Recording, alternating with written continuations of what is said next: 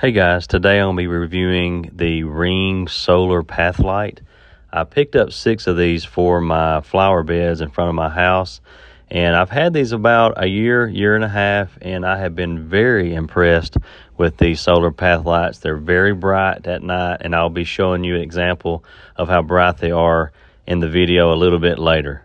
When you purchase these, I would recommend getting the Ring Bridge. And what this is going to allow you to do is to turn the lights on and off. You can customize settings, connect to other Ring devices, all from your Ring app.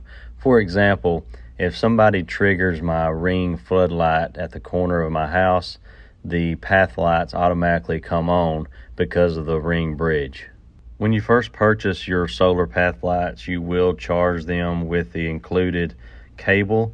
But after that, they will start charging on their own via the solar panel at the top of the light. These path lights are also easy to install. As you can see here, I'll pull one up. The little spike on the bottom allows you to easily push these down into your flower bed and to stand them upright. Now I'm going to show you some footage at night in front of my house to show off the 80 lumens lights that are inside of these path lights. So they're motion activated, so if I walk in front of these, they will light up automatically. And like I said, if you have the Ring Bridge, when any of your cameras is activated via motion, they will automatically come on as well.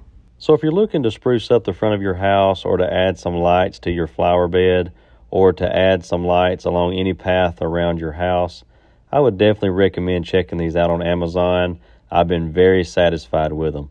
So again, thanks for watching, guys. Leave me a thumbs up if you enjoy the video, and thanks for watching.